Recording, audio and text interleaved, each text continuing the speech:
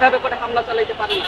আমার মনে হয় বাংলাদেশে একমাত্র দেশ যে দেশে পুলিশ প্রশাসন নিজের দেশের শিক্ষার্থীদের উপরে এভাবে হামলা চালাচ্ছে এবং অসংখ্য স্টুডেন্ট অলরেডি তারা মেরে ফেলছে, অসংখ্য পঙ্গু অবস্থায় আছে, মানে নৃশংস একটা অবস্থা। তো জয়ের বাংলা তো ভয়ের বাংলা কেন হবে আমার এটা জানা নাই।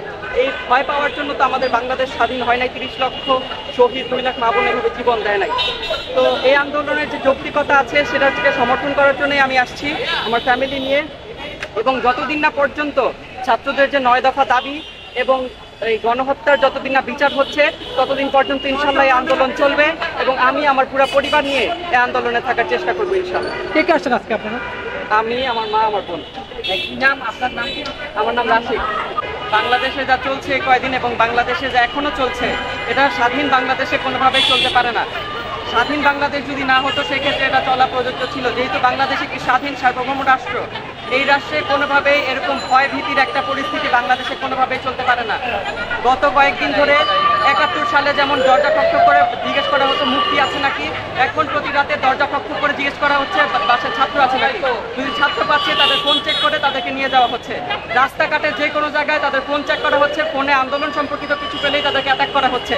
একটা স্বাধীন বাংলাদেশে কোনোভাবে এসব চলতে পারে না। নিরাপদ কতটুকু জানি না, কারণ বাংলাদেশে নিরাপদ বলতে আমার লাগে না এখন কিছু আছে। একটা নিরাপদ বাংলাদেশের জন্যই আমরা আজকে আসছি, বাংলাদেশটাকে নিরাপদ করার জন্যই আমরা এখানে।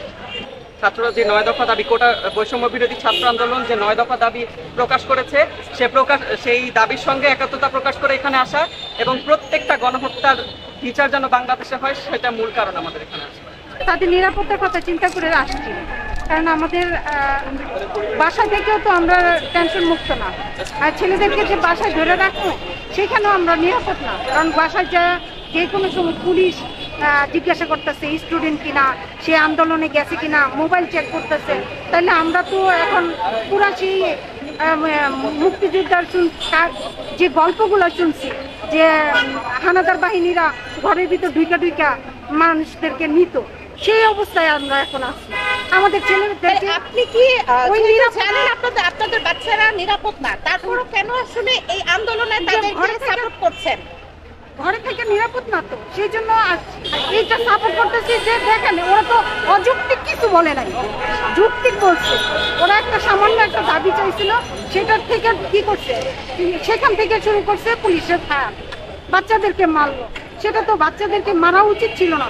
পৃথিবীর কোনো দেশে এমন আইন নাই যে স্টুডেন্টদের গায়ে গুলি ছোড়া।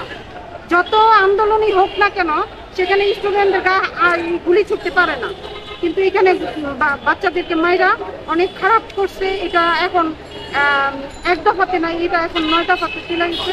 এখন বাচ্চারা যেটা চায় সেটার সম্মতিতে আমরা আছি। মানে আপনারা আপনাদের বাচ্চাদেরকে সাপোর্ট করার জন্য আপনারা আজকে রাজপথে। জি।